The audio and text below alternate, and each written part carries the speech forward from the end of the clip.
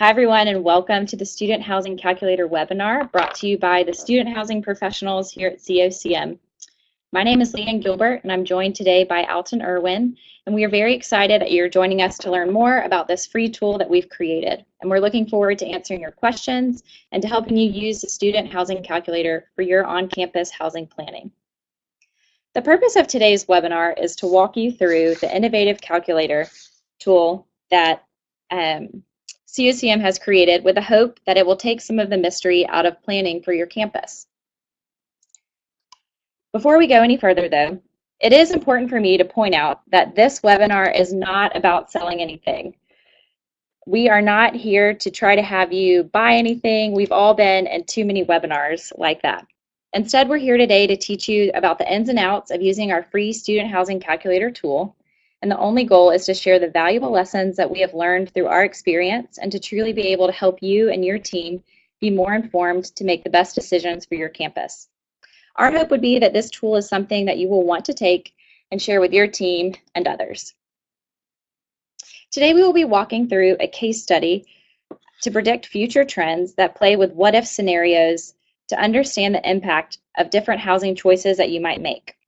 Our hope is that you can take the numbers from your campus and gain a deeper understanding of the pieces at play so that you can make more informed decisions moving into the future. We've also recently added some new features to the calculator, which makes it an even more dynamic and useful tool for you than before. Our goal is to not only show you the power of the tool, but also the ease of use so that you can feel confident about sharing it with other colleagues in your field. The case study that we will be working with I did upload to the file earlier, but I'm also going to put a link in the chat box right now that if you click, it will take you to the case study PDF. If you want to follow along, you can certainly do so. But do know that we are walking through all of these numbers at a digestible pace, so feel free to just stay engaged. Also throughout the webinar, please feel free to utilize the chat box that I just put the link into. Certainly, if at any point you have a question, please feel free to put it in that chat box and we'll pause and answer your questions. Or if it's a question that we might answer further in the presentation, we'll wait and address that toward the end. We will also have an opportunity after the webinar that you can email us if you want to set up a personal call to help walk you through the specifics of your campus. I'm also going to be sending out a recording of the webinar so that you can review it and share it with others. But before we jump into the calculator, we thought we would give you a quick background of how the calculator came to be and why you can rely on it to provide insights that can help you make informed decisions about your campus housing program. So Alton, I've done enough talking. I'm going to pass it over to you now if you'll share a little bit of history about the tool. Thanks, Leanne. The Student Housing Calculator is the creation of COCM's president, Doug Brown. Before Doug came to COCM, he spent over 20 years as a university administrator at the University of North Carolina at Greensboro, University of Delaware, and the University of New Orleans. At these universities, Doug was responsible for food service, parking, and student housing. And using all that he learned through these experiences, as well as what he learned over his years at COCM and third-party management and consulting of on-campus properties, Doug came up with the idea for the Student Housing Calculator. And we have a short clip from Doug as he explains a little bit about how the calculator came to be.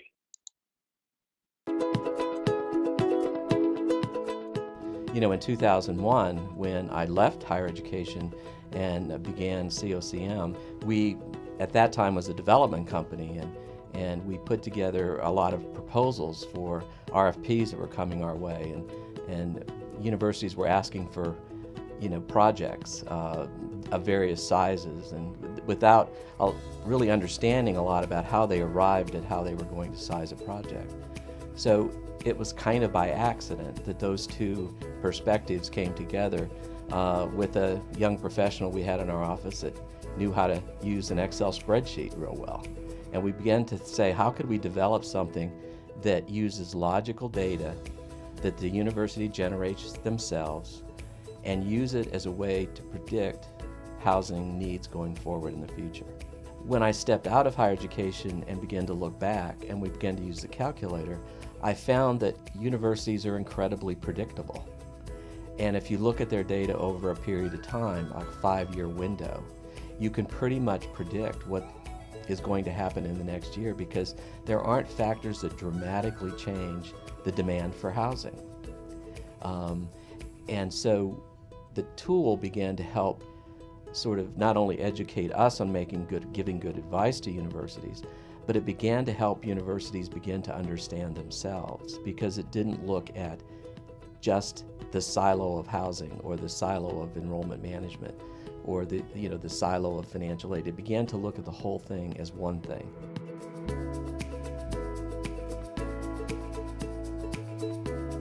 As you just heard, the calculator combines historical enrollment data with bed capacity to make reasonable predictions for your campus housing planning. So Leanne, why don't you show everyone just how easy and yet informative the calculator can be for the user?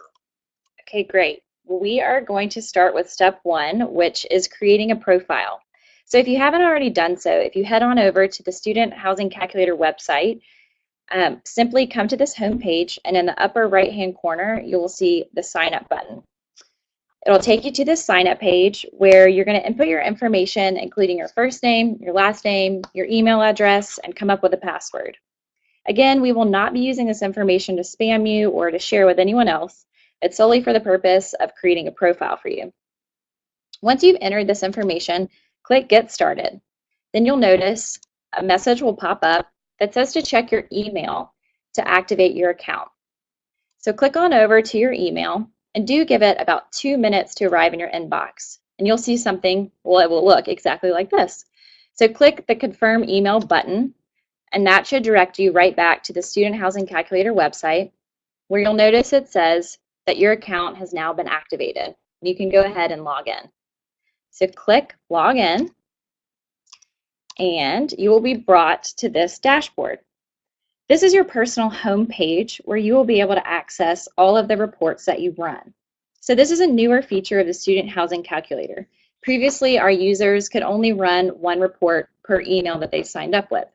But we had received feedback from many folks that they wanted to run different scenarios or different numbers, and potentially even from different universities. So this is our new and improved dashboard.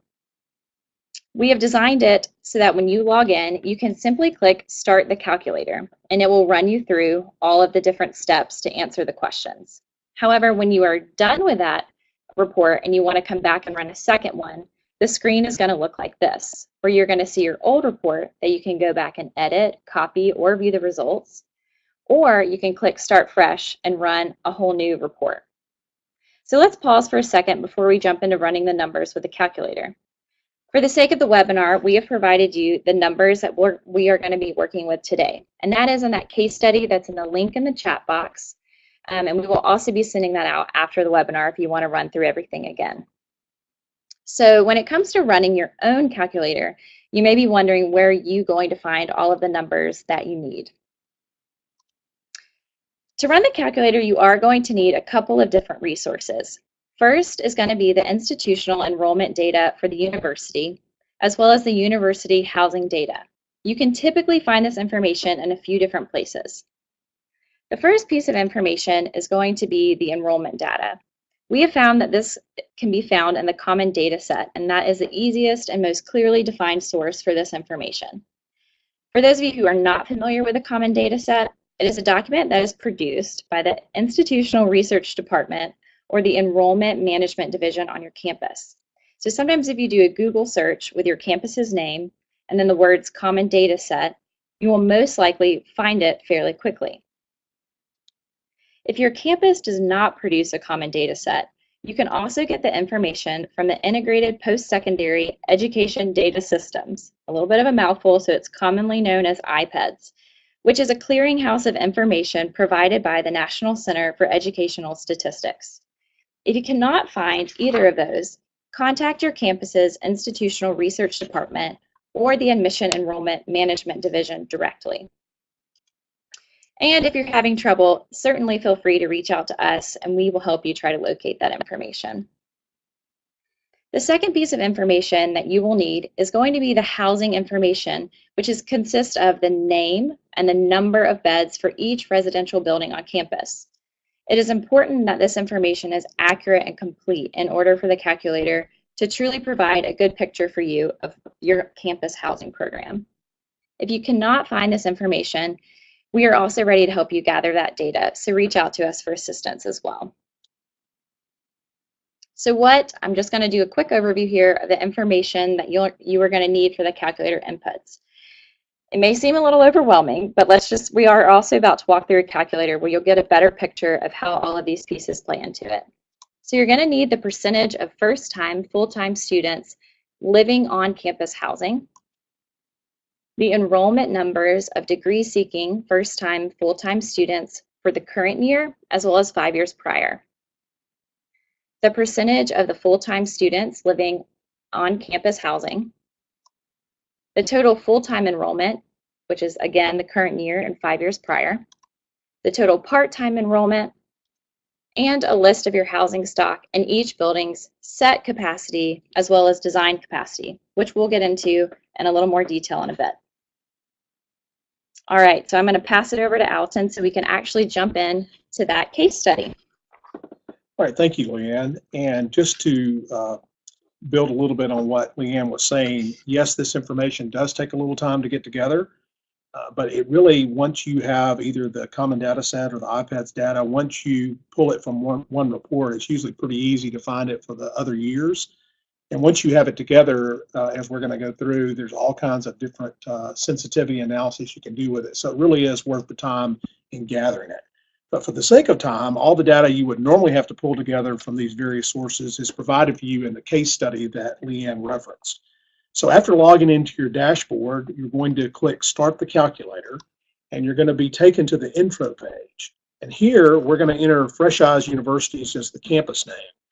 We've called the university Fresh Eyes because that's a consulting service that COCM provides to colleges and universities to help them position their campus housing so that it can enhance recruitment and retention. And it's also where the calculator was born as part of that effort. So we're going to call it that in honor of that effort or that program. So we're going to enter 2018 for the current academic year. And you'll notice that this then automatically shows 2019 in the next cell as the completion of that academic year.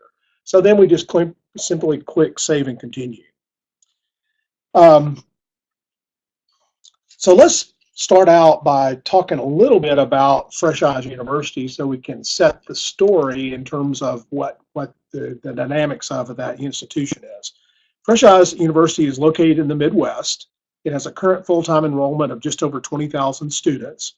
The campus housing program, it consists of 4,259 total beds. That's design capacity.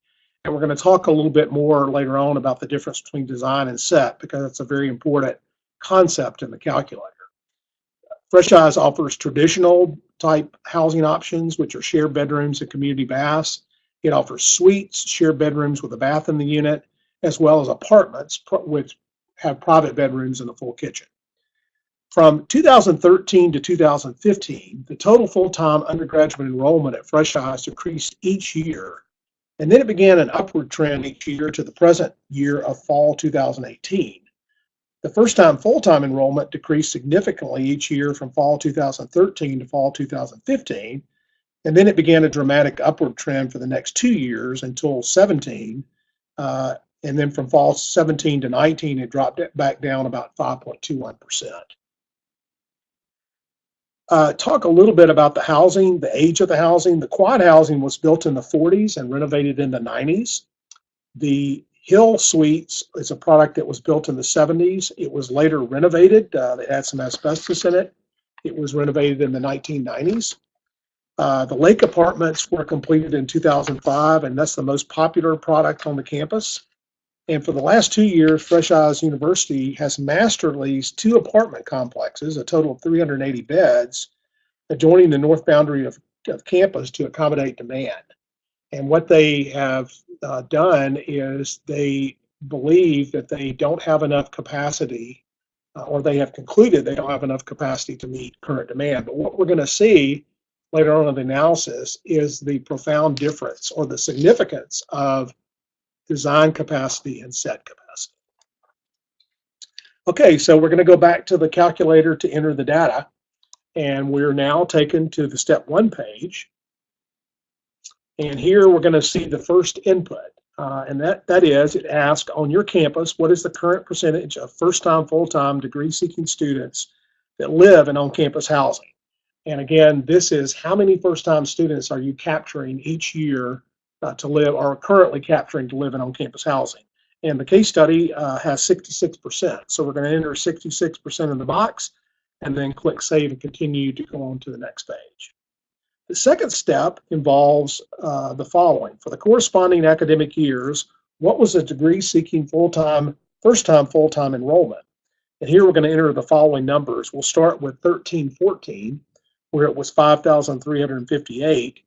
And then for each year thereafter, we're going to enter the following numbers, with 2018 being 5,661. And again, after you input this data, you can click Save and Continue. Now, one thing that I want to note is that sometimes, and this is one thing that we improved in the calculator from the original version. In the original version, if you made a mistake and you tried to go back, it basically locked up the calculator. And so we heard you on that, those of you who used it before. So if you are entering your data and all of a sudden you realize, oh, wait a minute, it wasn't 5,661, it was 5,616, you can actually go to the button at the bottom and do the previous step and re-enter that data. So now we're on step 3, which is on your campus. What is the current percentage of total full-time degree-seeking undergraduates that live in on-campus housing? And this refers to how many of all of your students are living in on-campus housing. At Fresh Eyes University, that's 20%. So we're going to enter 20% in the box and then click Save and Continue. The step 4 page, we're asked for two series of data inputs. It asks for the total full-time enrollment and the total part-time enrollment.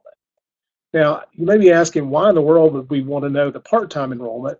Because part-time enrollment is not part of your demand for a campus housing program. We've requested it here because we have an equation running in the background that uses this number, and that equation helps us weed out the part-time students from the reported yields to live on campus. And that gets us a more accurate picture of how many full-time students do actually live on campus. So the first question is, for the corresponding academic years, what was the total degree-seeking undergraduate enrollment? And you're going to see the different numbers that are in your case study, starting with just over 18,000 or just under 19,000 students and ending with 20,360 in the current year. And then for the second question, it deals with the total part-time enrollment with the same time period. And you can see that at Fresh Eyes University, there are not a lot of part-time students. They range, basically anywhere from a little 56 to about 100, but the current year is 68. So we're then going to click Save and Continue, and I'm going to pass this back to Leanne. Okay, so the final step is going to be for each residential facility that is considered college-owned, operated, or affiliated housing stock, list its name, the capacity it was designed for, and its current set capacity. So this is a page where, like we mentioned before, it's asking for both set and design capacities. Now, these two are going to be automatically calculated on this page, and if you notice at the bottom, it has total set capacity right now at 0 and total design capacity at 0.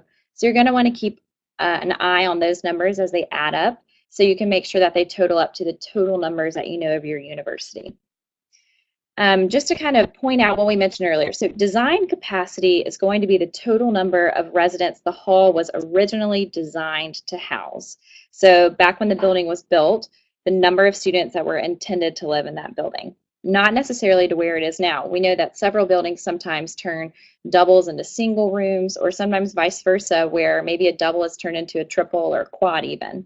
So the set capacity is going to be the number of residents that the hall is currently set to house. So if you guys have any questions about that at any point, certainly raise your hand or put something in the chat box and we can explain that in more detail, especially when it comes to gathering that information. But like I mentioned before, on this page we see that we need to list each hall as well as the numbers. So what we've done in this case study is, as Alton mentioned before, there's really 3 main on-campus housing pieces as a part of the stock at this university. So the first was the quad housing. And we've separated it up into halls A through F, which the set capacity, currently they have 382 students set to live in the housing. and it's designed for 567. We actually have a question. Let's read Shelby's question real quick. What if you cannot find the detailed information for each of my residence halls? Can I just use a single number for all of my campus housing? That is a good question, and you can. So if you wanted to just do the total numbers that you know, I think the thing here is if at the end you'll notice when we go through the scenarios, sometimes you may want to play with taking a certain piece of housing offline or online. So we divvy it out so that when you are playing with the results at the end to try to see what would happen in 2022 if we decided to take halls A through F offline, we've broken them up so that you will be able to kind of play with those pieces. So you'll see a little bit more. And we have another question, which is, why does design capacity matter? That's a great question, and I think that's going to be demonstrated or illustrated as we go through this analysis, because Fresh Eyes University has a set capacity that is profoundly less than design, and it impacts what they're currently doing, which is master leasing 2 apartment complexes off campus. So let us get to that part of that, and if you don't understand that concept then we'll readdress that. Because I do think that is what actually a lot of people's eyes are open to is understanding how they're currently using what the buildings were designed for. So if we're going to go ahead and finish this step 5 real quick, and then we'll get to the more fun stuff, the scenarios. You're going to add a hall afterwards. So we would add the second half of quad housing, so halls G through K. And the current set capacity is to have 300 students are living there, and the design capacity is it could hold 400 students. So then I've added the rest of it, and so if you see, I went ahead and added in the Hill housing, which included 6 different buildings, and it as well has a lower set capacity than design capacity. And then the last was the Lake housing, which was the newer building on this campus, and it is the most popular piece in their inventory, their portfolio. So we have 4 buildings there, all of which are full and reaching their design capacity. So once you've entered all of these pieces in, and again, if you wanted to put all of your campus numbers in here, you could. It just may limit you toward the end of what you can see what would happen if you took certain things offline or put some, well, not necessarily put something online, but we're going to go ahead and again. Let me just mention one thing. When you say all the numbers, what you're communicating is if you wanted to aggregate all your numbers into one line and say Fresh Eyes University housing for all, you could do that. Like Leanne said, it just would not allow you to do the kind of sensitivity analysis with taking different halls offline and bringing new product online. Right. And if you want to double check your numbers of all of the different housing pieces that you're putting on here, if you do notice again at the bottom, it has the total set capacity at 3,767 at the bottom, and then the total design capacity at 4,259. So once you sort of check all of these things, and one thing to note too, you can come back and edit these original inputs later on. So if you need to come back and check, it saves all of these numbers, so you are going to be able to also change these. So after you do that, you're going to hit See Results, and then we're actually going to flip over now to a live results page. Now this is the fun part. This is where you actually get to do this kind of sensitivity analysis that the calculator allows you to do, which is a lot of different what-if scenarios. But before we do that, we want to just look kind of a little bit at the different indicators here. Now, what you're looking at is a 10-year projection based upon the inputs that we've put so far. And you notice that they're all in blue, and above them it says original projections. What you're going to see is as we do sensitivity analysis, we'll have original projections and we'll have revised. The other thing that's important to note is that the button down at the left, View Design Capacity, is once you click on that, it toggles back and forth between design and set, and you see that you have some pretty significant differences in that. And then go on down, Leanne, here, it also has some things like current yields to live on campus. It has different indicators here of that information. And then it has the current housing capacity. And you'll notice here that this is in red. And this goes back to the question that was asked about why is the difference in the two significant. You see here that Fresh Eyes University actually has 492 beds, and if they went back to design capacity, they could actually meet current demand, and we're going to see that. So it is an important factor in looking at the calculator. And then the last thing you see is the enrollment growth rate historical trends. Just like Doug Brown talked about earlier, the calculator, one of its foundations is historical enrollment data, which becomes a very good basis for making reliable predictions. So we're going to look at the various what-if scenarios, and we're going to go back to the top of it. And the first scenario is really pretty simple, and that is using the current enrollment trends and the percentages of students living on campus. When can Fresh Eyes universities cancel the master lease of the 2 off-campus apartment complexes while still meeting the current demand? Now, we already have the current demand, and we have the inputs put in. So you have the 10-year projection that you need to answer this question. And what's interesting to see, again, this goes back to the difference between design and set. If you go down to the bottom of the calculator and you do design capacity, what you see is that if Fresh Eyes University would go back to, if they would set their campus housing to design capacity, they could address a significant part of the master leases they're doing now. For example, in year 1, they would have 185 more beds. That wouldn't solve all of it, but it certainly might result in them only master leasing 1 apartment building. So this really shows the profound impact that having your campus housing set to something different than what it was originally designed for can have on your ability to meet demand. So that's the first scenario. Now the second scenario, we're gonna add something a little more complicated with this.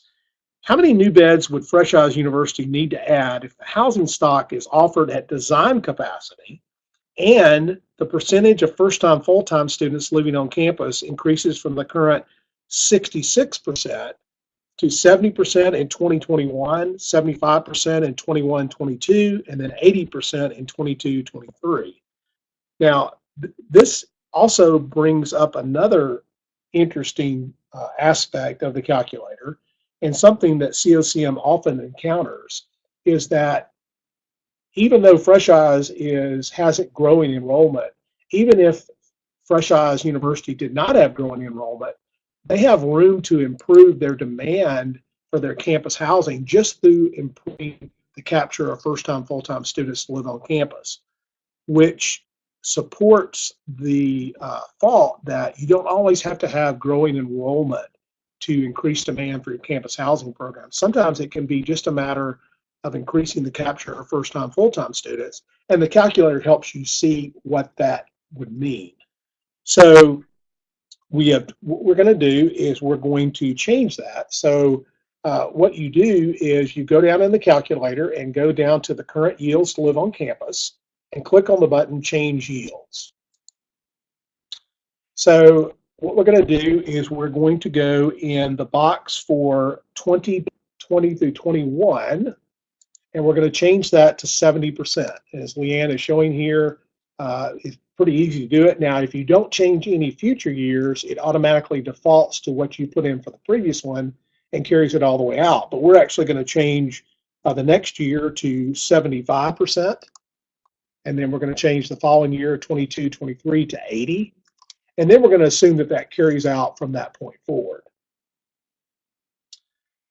So we're going to say update campus yields, and then we're going to go back to our 10-year projections. Again, it shows how you can very quickly change assumptions to see what it does for your projections. Now you see what we talked about earlier, which is now we have the original projections in blue, and we have the updated projections in orange. So if you want to just see the updated, all you have to do is click on one or the other, or if you want to see either one, you just click on the one you don't want to see, and it removes that from the graph. In this scenario, we're just going to do design capacity. So Leanne, if you'll go down and click on design capacity and take out the original projections. So now we see that Fresh Eyes would need to either reduce the number of upper class students living on campus or reinstitute the master leasing to accommodate the upper class residents by approximately the following bed spaces. So what you see is by increasing the capture of first-time, full-time students, Fresh Eyes University is getting in a situation where they have some fairly significant shortages of housing. In the year 21-22, they've got almost 500 beds shortage of housing. Now, again, this does not incorporate the master lease off campus, and that's something important that I want to note, is that we could have actually put those apartments into the housing stock if we wanted to, but we wanted to show in this exercise that they don't need all of those beds, so we left it out. But with the current situation and changing the capture of first-time, full-time students, it shows that they very quickly get into a situation where they have a shortage of housing. And it doesn't include the off-campus apartments, so it really is even more profound than that. All right, the final scenario we're going to look at, it adds a lot of different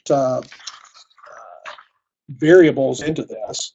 We're going to assume the design capacity. And this slide has a lot on it. So. Yeah, and we're also going to assume the previous scenario of the increase in the percentage of first-time, full-time students living on campus. We're also going to play with the enrollment growth, and this is something the calculator is really powerful in doing, in that if a university is doing their campus housing planning, you can get different stakeholders in a room and say, what would happen if next year our enrollment grows up, not 1 or 2%, but goes up 4%? What impact does that have on housing? So we're going to increase the enrollment growth to 2% per year for both classes of students beginning in 2020. And then we're going to take halls A through F offline, which is 567 beds. And then in 22-23, we're going to add 1,300 beds of new suite style housing. So we're really going to mix it up. We're going to put a lot of different variables in here. So the first thing that we need to do is we need to click on the button for the 10-year projection graph labeled change growth rate. And we're going to change the growth rate to 2% beginning with 2021, and then let that, like I said before, you let that carry on across. So we're going to assume that that starts in that year and stays level. And then we're going to go down to the first-time, full-time projected growth rates and do the same thing beginning in 2021. So we're going to simply click on Update Growth Rates. Now, we're going to make the next change, which is we're going to click on the button for View Edit Capacity. And that means we're going to go back to the actual campus housing stock. And for quad housing A through F, beginning in the year 2021, we're going to zero that out.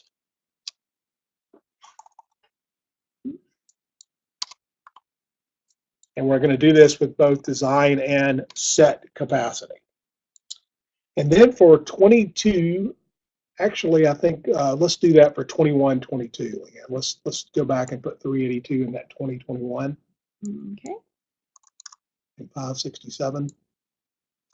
And then, pardon us here, technical issue here. Let's do that. And then we're going to go down to the bottom and we're going to add new housing. And this is the beauty of the calculator. You can take halls offline. You can add as many new halls. I mean, it's basically unlimited. That's also addresses the question before about whether you put all your housing in as an aggregate or whether you put individual buildings. The better scenario is to put individual buildings, because then you can do a lot more sensitivity analysis. So we're going to assume that in 22-23, we add 1,300 beds of housing. So as Leanne is doing, we're going to put that beginning in those years, and we're going to assume that design and set capacity is the same. And then we simply update capacity, and then we're going to go back to see what it does. So first of all, we're going to view design capacity, because that's the most reliable predictor, or we think that is. So we're going to take the original projections out. So you see a lot of activity going on here. And what you see is that for the first year, you're okay. You actually have a surplus of about 185 beds. But it very quickly, with all these different assumptions, goes into some very significant changes. And the first one is that you have a shortage of about 1,045 beds in 21-22, and that's a result of taking halls A through F offline, but you haven't brought the new suites product online. And once you bring the new suites product online, you still have a shortage. So we'll probably want to go back and play with that number. Maybe that number needs to be 1,500, 1,600 beds. And you also see that maybe that number needs to be even larger, because as you get out here into the future, you start getting into shortages of 400, just under 500. But the beauty of the calculator is you can play with this and very quickly determine what that new product needs to be, when it needs to come online, when you need to take a building offline. For example, in this, we may want to say, wait a minute, let's not take quad halls A through F offline in 2021. Let's take it offline in 21-22. So I hope that gives you a really good feel for the dynamic nature of the calculator. And it really is unlimited in what you can do in terms of the different inputs and the different what ifs. You know, when you're looking at this page, one thing to think about is when you're going through the calculator process, you're really putting in your original data. And so the way that the calculator works is it saves that original data. And then you view this results page really as more than just results, but actually a place where you can, based on where you currently are, play with different, like we've just done, scenarios to really see if it would be a good decision or not for your university. So that's really, you know, what we are trying to provide is the ability for you to see what certain decisions, how that would impact. Also, if you look in the upper right-hand corner, do note that there's this Generate Your Report button. If you do that, what's going to happen is in another tab in your browser, there will be a PDF generated with the most updated projections that you've put. So if we had clicked Generate Your Report after we had run scenario 2, we would see a report with original projections and updated projections from that scenario. And then when we've updated it to these numbers, you could also generate a report based off of the ones that you see here. And that way, our hope would be is if you could print out that information. It is certainly something that you can take into a meeting when you're discussing future planning for your campus housing. So now that we have gone through a lot, if you would utilize the chat box, we would love to answer any questions here in the next 5 or 6 minutes, and then we'll let you guys go. But please go ahead and ask any questions that you have, and we would love to answer those. And while we're waiting for questions, I want to reiterate that the student housing professionals here at COCM would be glad to set up a call with you. We can do this same kind of format if you wanted to get a large group of your folks at different areas on campus to go through this webinar. We'd be glad to do it custom made for your institution, pulling your data to look at it. We see this calculator as a way we give back to university housing and the higher education market. So we're glad to do that. Any questions?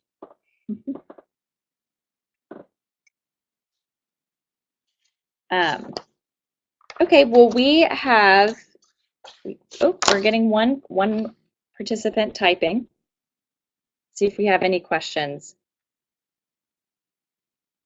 And if not, like we said, please do follow up. I will be sending out an email. We can certainly even go through the pieces of the case study today to explain any other pieces that go along with it. And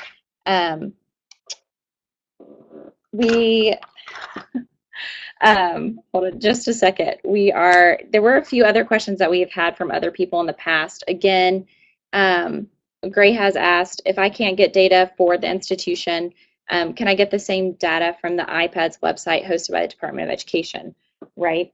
Yes. And most institutions do use the Common Data Set initiative or the Common Data Set to compile their information. So that is typically what you're going to find, but your institution may not use the Common Data Set format. So iPads is the same information. It's not as easy to get that information from that source, but you can get it from the iPads data.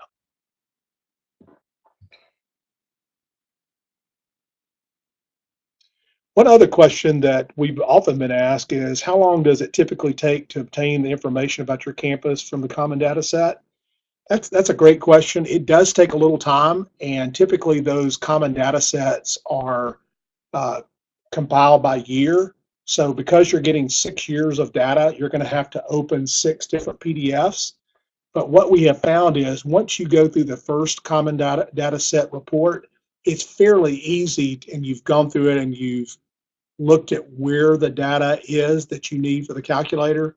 It's fairly easy to repeat that for the other years that you need to gather. So we're talking about a process that maybe will take 30 to 45 minutes if you have the data. So once you get that, though, it becomes a very powerful basis for the calculator. And then great, thanks for asking some good questions. You mentioned doing a one-on-one session with the campus, and how would that work? And how soon could we do it? Certainly, if you were able to email us and you wanted us to walk through some one-on-one stuff with your campus, we would just look at each other's schedules and along with the team members that we have here, and I'm sure we could probably get something set up within the next week or so, just as long as our schedules align. Well, I think that looks like about all the questions. We appreciate everyone who jumped on to the webinar today. There's certainly much more that you can do with the calculator than the 3 scenarios that we worked on, but we hope that it was able to cover things that show you the ability that you have to be able to see different scenarios. Again, and I know we've said this over and over, feel free to reach out to us here to talk through your results and working through the numbers at your university. You can email me directly at lgilbert@cocm.com. And again, I'll be sending out some information after the webinar. Thank you guys again for joining, and we will also have a recording of this that you could share with anyone else. We hope you have a great day.